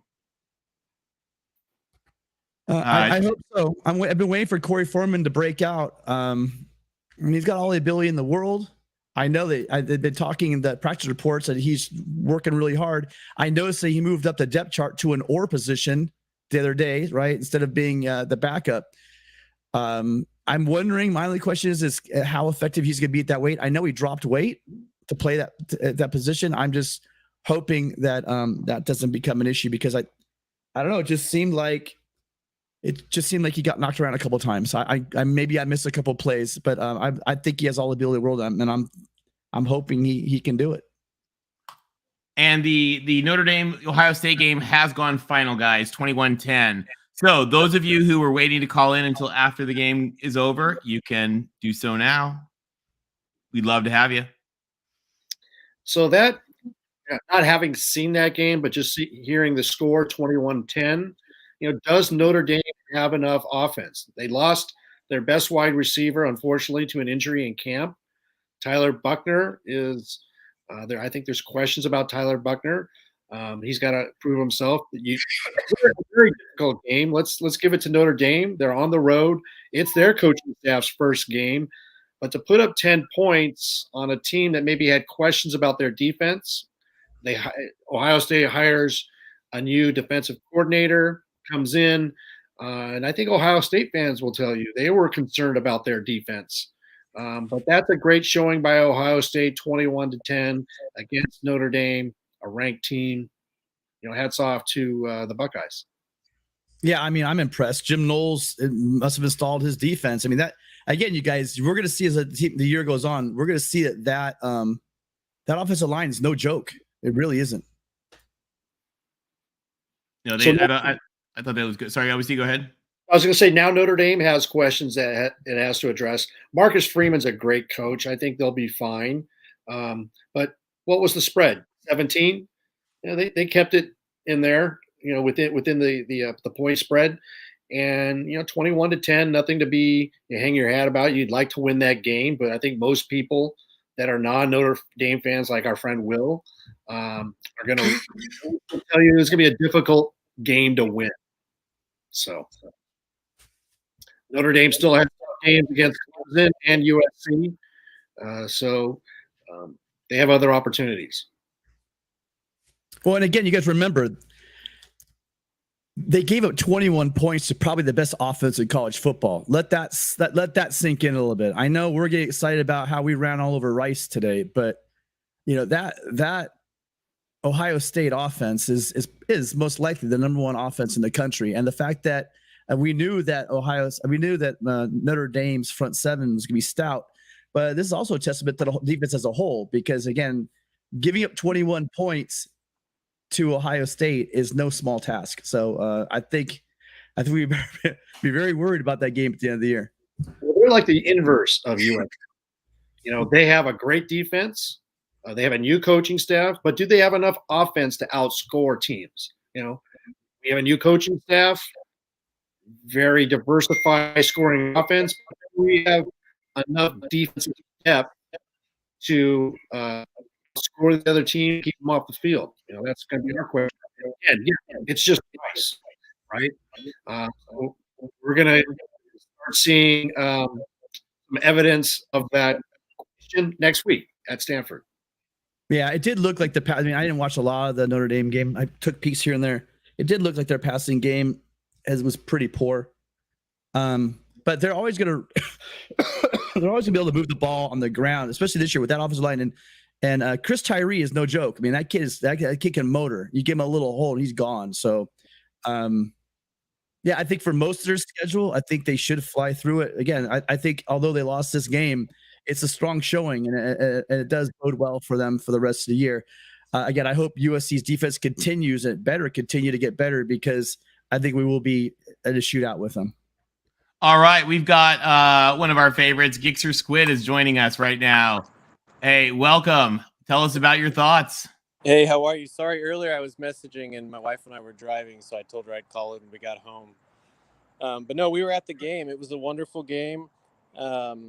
Honestly, I'm a very objective USC fan, so I'm not, clouded and all that allure of Caleb Williams and Lincoln Riley. But the team just executed so much better compared to last year. There just seemed to be a sense of urgency, especially on the defensive side. Our season tickets are relatively close behind the end zone, and even in the third and fourth quarter, when we all knew the game was won, they were just rushing to the ball. There was just this fire in them, and I was extremely impressed. Tell us about the feel. How did it was hot and not a huge crowd, but how did the stadium feel? How was the energy? The energy was definitely there. Obviously it was warm, but no, everyone was excited. Earlier I made the comment about the Clay Helton days. When I was there, we didn't hear anyone talk about last year. We didn't hear anyone talk about JT Daniels and Keaton Slovis in the game earlier this week. It was all eyes on Lincoln Riley. I never heard any of those other players from the past. Obviously some carried forward, but very few. But no, it was a great feel, great culture. Oh, that's great. Was it weird having the band in shorts and t-shirts? Not really. I don't blame them. I made the mistake of wearing my black USC shirt today, so so you paid the price in the heat. I did. But no, to answer your question though, there was just a sense of excitement. My only criticism, if I may, like I said, just to be objective, is of course. I kind of wish they would have pulled Caleb Williams out a little earlier, because I noticed, he just has that desire in him to execute, and he would run out a few times, and I'm like, man, it reminds me of like RG3 and Baylor back in the day, when it's just like, don't run, you're going to get injured. But otherwise it was a great game, and we're excited. Oh, that's awesome. And did you get to see the famous, because one of the things actually funny enough, I get a lot of comments on Twitter all the time about people getting ready for this game. Did you get to see the Rice Marching Owl Band, who I think described themselves as Stanford, but if they had class? Yeah, that was really weird. My wife and I kept looking at one another. They did some weird clown thing, and they said, "You know what USC stands for? It stands for your silly some. I don't even know. It was weird. But it was all in jest. It was all in good fun. But yeah, I think the most exciting thing was probably seeing the. I know earlier someone said that they thought Raleek Brown left on a cart. On a cart. My wife, we did not see that, but we did see a gentleman from Rice leave on the cart because I know the game was paused for a little bit because one of the players got injured. So perhaps he was confusing the two. No, unfortunately, I looked it up on Twitter, and there was unfortunately a picture of him set ice on foot and him on a cart. So yeah, it looked bad. Okay. Yeah. Well, I was just gonna say we didn't see that one, but no, it was a great game, and yeah, Rice was. All the fans were really polite. Everyone had a good time. It was just a great feeling. And once again, I know I made the comment earlier about the third downs and executing and moving the ball. I don't have the numbers in front of me, but I don't even really think we had any fourth down attempts, let alone very few third downs. I mean, it was just our time of possession. Like if we had the ball, we executed. It was just refreshing. Well, and one of the things we were kind of talking about a little bit earlier, I don't know if it was before you joined or not, that one of the things that actually hampered our offense a little bit is the fact that we had the 3 pick sixes. So we got the touchdowns with no offense. Yeah, I know that happened back to back to back. Yeah, it was pretty great. Yeah. Oh, there he is after the game. You can see it's after the game on the cart. Okay, we were trying to beat the traffic and get through the hills. So anything? Where do you live in LA? What part? Well, we actually live in Riverside. Oh, nice. Yeah, but I graduated from USC and we have season tickets and all that. But that's why we wanted to sneak out because the Figueroa. If you don't get out in time, you're there for a while. You're there for a long while, exactly. We all know those traffic. Tell us about the stadium. Was there anything new? I'm sorry, Tony, let me hop in real quick. Okay. So getting back to you said that you made the comment earlier about you would like to have seen him get out a little earlier, get Caleb Williams out. I think maybe they probably had a set number of series they wanted him to get in for, and those 3 interceptions might have set him back on that. So they probably had him in longer, like you're saying, than they wanted to. But I bet you they had a bunch of stuff they did want to work on. My only guess would be is they want to see him, and they probably had a number of series in their head. And so those interceptions, cutting out those possessions probably has something to do with that a little bit. Yeah, you're right. The one play that made me say that, and I don't know how it looked like on TV, but I remember I think it was early in the third. Was that the right shoulder hit? Yeah, I saw that and I thought, man, I mean, I know you're thinking Heisman and there's all this ESPN talk and all this stuff, but I'm like, this is the first game, my friend. Don't take on a linebacker with your right shoulder. Exactly. Yeah, Carson Palmer learned that the hard way one time in Oregon when he broke his collarbone. I think we all remember that when that sideline hit. That's what you don't want to see going into this year. I agree. Exactly, especially against Rice. Was there any of the crowd number of fans in attendance? Somebody in the chat said 60,000. I don't know. Did they announce anything? They didn't announce anything while we were there. Compared to the spring game that I went to, which I guess they claim was a record spring game, but I know that's not a good barometer. But it was packed. I mean, it was definitely full. I think you were going to ask me about the Coliseum, presumably about the upgraded stadium, but I don't know. Well, I was wondering if there was anything. I mean, they finished the renovations a couple years ago. I was going to say, is there anything new for this year? Anything you noticed that was kind of different or fun? I noticed that the music was a little bit different. They still stayed true to the tradition, but then they had a little bit more of the modern stuff, places that I just don't really remember from last year, as far as sound bits and et cetera. Trying to think, if there's anything new that jumped out at me.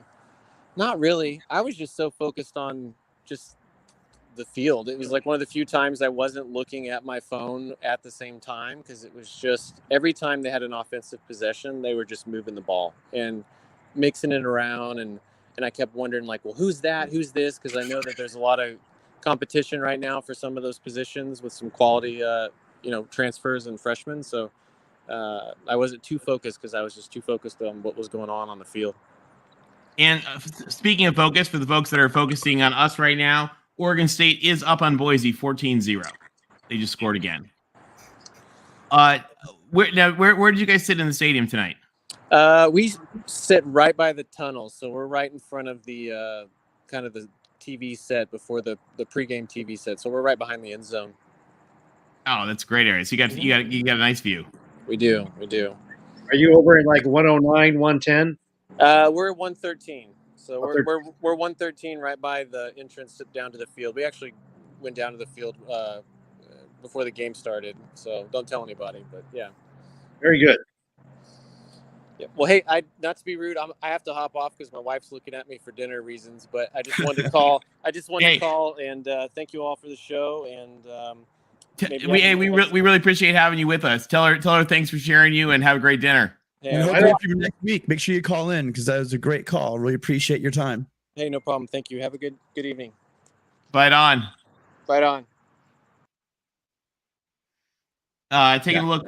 I'm sorry. Go ahead, Tim. I didn't mean to interrupt. Hey, great call. I mean, I'm waiting for. I know I got a lot of articulate, brilliant fans out there waiting to hear more calls like that from you guys. That's why we're here. Again, we fought with Mark to get this show. I said, listen, we got to give USC a voice on your channel. He said, let's do it. Come on, guys, Trojans, where are you? Let's hear what your thoughts are.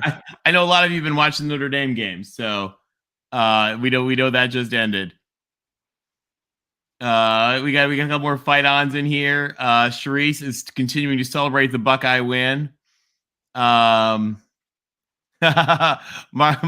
I like this point. The Big Ten championship should always be in LA. 5:00 Eastern. It's better weather. And vacation packages withdrawal. Is there? I was just thinking this. Before. A good time for the Big Ten championship game now might be January 1st at 2 p.m. Pacific. There's a stadium in Pasadena that could host. Well, I do think that's where they should hold it. At worst case, if they want to claim like home field advantage, et cetera, et cetera. I mean, I'd rather play in the Rose Bowl every year than play in a dome somewhere. I mean, the thought of playing at Lucas Oil when you could be playing the game in the Rose Bowl, especially again down the road. Maybe it's a bit early now with only two of the old Pac-12 teams, but when we start loading, when we get maybe the next group of teams in, hopefully soon, so we're not the only ones out here on the West Coast, I could see that being a great spot for the championship game. I would actually love. We're with the new playoff expansion is coming. There's going to be a lot of changes. We're losing a lot of what the Rose Bowl means, unfortunately. And I would not be opposed to the idea that the Rose Bowl becomes the Big Ten championship at some point. I think there's a strong case for the Big Ten to consider the Rose Bowl as location, if not the permanent Big Ten championship. If you're the first national collegiate conference and your broadcast partners are NBC, Fox, and CBS, three major broadcasters, you have it at the Rose Bowl. I mean, the history is there. There's heritage. Why not? And let's face it, is there a nicer place to play a game? I mean, you're so what? Actually, in December, maybe it might rain, but I mean, in general, how often has it rained on a Rose Bowl? Very rarely. It's like 7 times in history or something. If that. Southern California, when was the last time it rained? Period. So I mean, we're going to have a pretty decent weather for the game if it's played here. So, and that's been a generational reward for Big Ten teams and fans to go play in the Rose Bowl for winning the Big Ten. So now you modify it. Now it's a reward for making it to the Big Ten championship. And I grew up in Michigan. My dad played for Michigan State. My dad played and won a national championship playing in the Rose Bowl. So, I think that some of the Pac-12 fans don't appreciate how important the Rose Bowl is to the Big Ten teams. And the culture of the Rose Bowl that we share at USC is also something that's shared in the Big Ten. And we have a lot of culture that USC really fits into the Big Ten with. And it means a lot. And I think it's going to really be very, very important going forward as we move into the Big Ten as new members.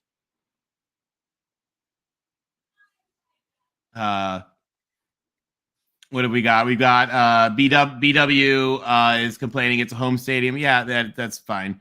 Well, that really is kind of irrelevant because it hasn't really been a problem before. The Rose Bowl, UCLA used to share our stadium in the Coliseum until 1984. they moved to the Rose Bowl because that's really important for the city of Pasadena to have a reason for paying for that stadium and revenue that comes from it. You know, the Rose Bowl flea market doesn't count or doesn't cut it. So that's why they do that. John DeMille, John, this is a question I actually was thinking about as well. When was the last time USC covered the spread? We don't usually. And it was pretty glorious to see us. Troy, let me get back to that last question really quickly. Yeah. It's such a huge advantage to play the home team in the Rose Bowl. How come UCLA hasn't won the Rose Bowl since 1986? So that one sink in really quick. I don't know what should. There's no weather for either team. It's not USC's home field, so I mean it's not like they're used to play. Although we have a better record there probably than the Bruins do, but we do. I don't think it's that much of a home field advantage if they've only won one time since 1986. So, I mean, haven't won it all since 1986. Well, they haven't won a Rose Bowl since 1986. Yeah, exactly. That's the thing. Yeah, they haven't won a Rose Bowl since 1980. Was that when Neuheisel was playing, or Troy Aikman was one of them, wasn't it? No, it It's was like just before Aikman. I believe the quarterback was Matt Stevens. Yeah, Matt Stevens. Okay. Famous UCLA quarterbacks for 500, Tony. Yeah, Neuheisel was a little bit earlier. Yeah, it's that's so long ago. It all kind of blends in a little bit, guys. I was a little tiny kid, so who even knows? Yeah, when was the last time USC covered a spread by 20? That's what I want to know. Do you know what I mean? And when we just covered a spread, and blowing out a team is blowing out a team. But again, when was the last time USC convincingly put away a team, brought in all their backups for the fourth quarter? That was non-existent under Clay Helton. We got another report from the Coliseum. Stop the FOMO says he was at the game. Wow. Lincoln's presence was tangible. No mindless penalties, yet many freshmen. Stop the FOMO. We'd love to have you call in the show and tell us about how you felt in the stadium. What it was like and what was different and just about the overall energy. We'll post the link again for anybody who's out there. Charisse, who told Charisse she's a Texas fan? Charisse is a Buckeye. Make no mistake about that. Pretty funny. And we got another edition. Lincoln and the staff made a full press on local recruits and summer camps and more. USC had an area for prospects on the field that was full of potential recruits. I can't think of something much better for recruits to see than what they just saw tonight. Why wouldn't you want to play in that offense? Why wouldn't you want to be a part of that growing defense, that culture that Lincoln has been working on tirelessly since he stepped foot in Los Angeles at the end of November? Yeah, he's building something. Definitely building something. I think we may, I don't know. I just got a bad feeling. There's a couple of highly sought after recruits that I thought were pretty much locked for USC that I'm really beginning to think might be going the other direction. But one thing I am happy about is if they keep playing like this, and again, I know it's against Rice, but I don't see things changing much. If he keeps making statements like this and showing that USC is a real program again, that the recruits are going to come. I think you're right. You know what I'm interested in seeing next week? I'm looking for a statement game. And I think it's the perfect opportunity. If I'm correct, it's a 4:30 Pacific start time kickoff on Fox. So it's going to be a national game. And Lincoln Riley has the opportunity to let Stanford know and the rest of the Pac-12 we're coming. This is after Oregon was dismantled on national TV. It comes after, Utah couged it up in Florida. And there's going to be the national narrative. We're going to hear it this week. And so what better opportunity to announce that USC's back on Fox at 4:30 against Stanford. Here we go. Let's rock and roll. Yeah, and somebody made a comment. BW said he loves the Rose Bowl, but is also real. SoFi is a de facto big game stadium. Don't forget, guys, the Olympics are coming with you. The Coliseum just got the huge renovation with the Olympics and already the work that's going in. The Rose Bowl is an Olympic stadium for soccer, so it's going to have every amenity as already does pretty much every amenity as well. We all love SoFi because it's a little more glittery, and we in LA love whatever the new glittery thing is. But the thing about LA is that there are something like 7 professional quality, full skyboxed out, glamorous stadiums in LA and the Rose Bowls. certainly one of them. We got a question from Green Kid. I think I know the answers to you guys for this. I'll save mine for last. Is USC moving to the Big Ten good or bad? Well, okay, money, good. Teams that win, good. Yes, good. LBC? Oh, it's a fantastic move. Tim just nailed it. We're going to get to play better competition. We're going to be on national TV many more times than we are now. Perfect case in point, Pac-12. With Lincoln Riley's debut, we're on the Pac-12 network that nobody really saw unless you were at the game. We're going to have more national exposure and improve recruiting, and it's going to be awesome. And Green Kid, let me tell you something else that's going to happen. So we're not just joining the Big Ten. We're joining what's called the Big Ten Academic Alliance. And it's probably the most amazing, most impactful thing that USC has done probably since Dr. Sample took office and started rebuilding the university. So we're going to join the Big Ten in things like purchasing, where we're going to save probably like $100 million a year just off USC's purchasing. All of our libraries and information systems will be integrated into the Big Ten. With all of their libraries, which just is going to make amazing amounts of information and technology available to our students. We're going to integrate with the other Big Ten teams in like technology development, cybersecurity, all sorts of other things. The benefits to USC on the business and academic side of joining the Big Ten dwarf the benefits of sports in the Big Ten. So not only is everything going to get better in the Big Ten, and the travel is not actually as bad as people are making it out to be, but the benefits for USC as an institution are just absolutely through the roof. We do remember USC athletics budget is something like $150 million a year. USC's research budget is about $950 million a year. Working with the other Big Ten teams on research stuff, the things that we do already are just going to multiply. The benefits are just absolutely out of this world for USC. And I'll tell you, the Big Ten folks are thrilled as well, because to them, integrating USC and UCLA are just amazing. We did a study. We took a look and averaged the academic rankings of all the Power 5 teams. Believe it or not, USC is the number 5 ranked academic institution in all of the Power 5, and UCLA is number 6. So and Michigan's tied with them for number 6. Northwestern, I think Northwestern was 2. So for the Big Ten right now, they're adding 2 of the absolute premier programs academically and research-wise as well. So this is a win for USC, and it's a win for all of the Big Ten schools, as well as the Big Ten's affiliate schools that you guys might not know about. Chicago, who's part of the Big Ten Academic Alliance, and Johns Hopkins, who operates in the Big Ten and is a partner of the Big Ten in a few of their sports. So again, these are just amazing institutions for us to be partnering with all across the board. It's probably the biggest move in the history of the school. So a couple of different sources are coming out saying that someone said earlier 60,000. The official number was 60,113. Again, you got to remember that was at 95-degree temperatures at game time. There's a lot of grandmas that didn't go.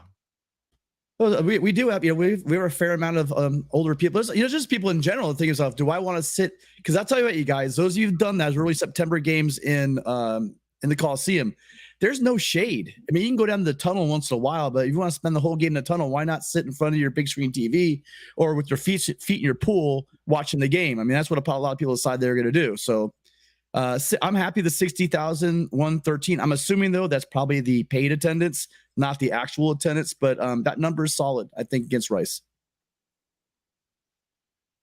Yeah, I agree. Ty Guy pointing out, could UCLA play Michigan and Ohio State every few years in the Rose Bowl? That's 2 easy wins.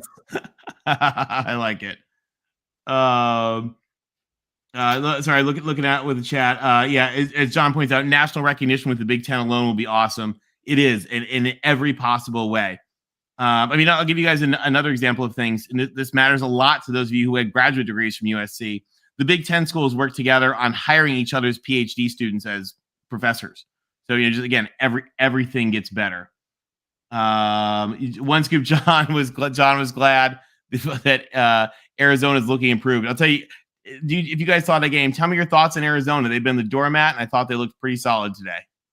They saw from the beginning. Yeah, that they really. I was shocked that they made SDSU look that bad. I mean, to be frank, early on, they got control of that game early and they never relinquished it. So I was very pleased. They're one of the shining teams in the Pac-12 on a pretty brutal week one. Did you catch it? Stop the FOMO is reminding us, still hurting from the Stanford collapse to Harbaugh. Thanks for reminding us. Waiting for a payback that's yet to happen. Hopefully we'll get that payback this week with a demolishing. What do we got here? Jason says, I'd love to see a renovation of the Rose Bowl similar to the Coliseum. The Rose Bowl did recently, when they rebuilt the whole, actually, I think they named it after Terry Donahue. They rebuilt all their whole skyboxes and everything to make it really nice. And I know that there's a lot more planned as they get ready for the Olympics. Yeah, but do they still have I can't stand these stadiums say they have like whatever, 80,000, 90,000, 100,000, but they have bleacher seating. I mean, this isn't the 1920s anymore.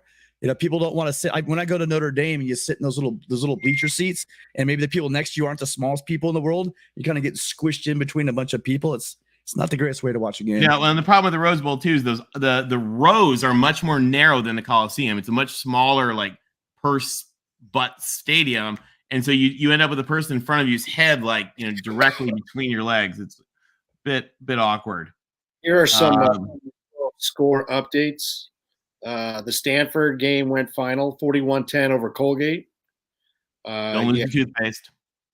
You have Washington currently up on Kent State 21-7 with a minute to go in the first quarter. Oregon State 14-0 over Boise State. They're driving. Looks like they're at the Boise 8 with 12 minutes to go in the second quarter. And Washington State, Idaho tied 10-10 at the half. Okay, and by the way, some of you guys might not know this. Washington State and Idaho are actually right next to each other. Because they're both right on the border of Washington and Idaho, and they're actually closer together than USC or UCLA. It's less than a 10-minute drive. So that's kind of a neat game with a lot of history in it that we don't realize. Idaho was actually a member of the Pacific Coast Conference, the conference we were in before the Pac-12 through 1959. So that's kind of a neat game for history right there. Anything can happen, and will happen in USC football. We all know, but I'm not looking past Stanford. But I am really worried about what Jonathan Smith's doing up in Corvallis. They got a really big veteran offensive line that we're watching tonight, and we all know playing in Corvallis is probably a pretty dangerous place to be. So the fact that I'm probably glad that we're not going to be playing DeBoer this year, because it is interesting to see what he's doing. I mean, that's quite a turnaround. They had the athletes up there. I'm just hoping that he can turn it around as well. Yeah, he's a great coach. He's a coach who's done nothing but win at every level of the game. And I mean, we saw him stick it to UCLA last year. And I think that I'm kind of glad we're not playing him either. Trojan, another question on Raleek Brown. We don't have answers on his ankle, and we probably might not until for a couple days. Keep an eye on this channel. Matt Zemek on Tuesday will probably have an update for that. And of course, Ryan Abraham and the guys from USCFootball.com are on top of things more than anybody in the game, so they'll know. Fatal Gator asking if anybody watched the Iowa game today. Iowa drives average 15 yards. It was brutal. Yeah, when it comes to those injuries, if you're not following the guys over from 247, like especially if Chris Trevino, if that picture I showed you, that cart, I should have given him credit. That says if you're not following him, if you're a USC fan, you're not following Chris Trevino on Twitter. I don't know if you're on Twitter, I don't know what you're doing, because that guy is on top of everything. Same thing with Shotgun. Those two guys, if you have them, you're pretty much covered. Yeah, they're as good as it gets, and we love those guys. They do a lot, and Matt Zemek from Trojans Wire, who helps with Mark Rogers' Voice of College Football all the time. Yeah, between Matt and then Ryan's site, that's where I get you get more information from those two sites than you're going to need. So if you're not following them, do definitely give them a follow. All right. I think we're probably getting ready, guys, here towards closing time. Final thoughts we want to chat about before we turn over to catch the late games? My final thought is I was pleased. You know, I'm really happy to watch USC put away a team it should put away. Sadly, it's been a long time since we've been a program that does that. I think that no one really should be surprised, but Riley's offense was everything it was set up to be. Rayleigh Brown came out and showed why he was one of the top blue chip backs out of high school last year. Caleb Williams shows exactly why he's a Heisman hopeful. And again, the slew of receivers just shows that this offense is going to distribute the ball. So again, I'm hoping that defensive line takes that next step next week. They're definitely going to have to, because they're going to have to bring some more pressure in order to keep Tanner McKee off balance. Because if he has time to sit back there, it's going to be a long day on defense for us. So that said, though, we're harping on them. The defense did a great job. They had the 3 takeaways, and again, only gave up 14 points and less than 300 yards total defense. So great day for the Trojans. OBC, final thoughts? Yeah, I echo a lot of what Tim said. The thing that I was really pleased with as well was I saw a change in culture happening. We were more disciplined. Only 6 penalties. We didn't have. We were accountable out there. You could tell that we played with energy. We played with pride. The defense was flying around. Yes, there are some issues that have to be addressed with giving up a lot of running yards. But the offense is phenomenal. We knew that. The offensive line was stout. I enjoyed seeing a number of the different transfers really stepping up. But it's really the discipline and the lack of penalties that I was really impressed with. Also, it looked like we had some second half adjustments. They went in there, they talked about it. We were a little bit more aggressive, I think, in terms of throwing different looks to the offense. Hence, we had the 4 turnovers in the second half. So a good opportunity for, to kick off the Lincoln Riley era. I think we saw a lot of positive things. Now let's see us build next week with Stanford, because that's going to be a whole different animal. So looking forward to it. It is. Well, guys, and I just want to thank everybody in the chat, everybody watching. Thank you for spending some time with us. We're really glad to have you here. We want to thank Mark Rogers and the Voice of College Football for starting this new USC show.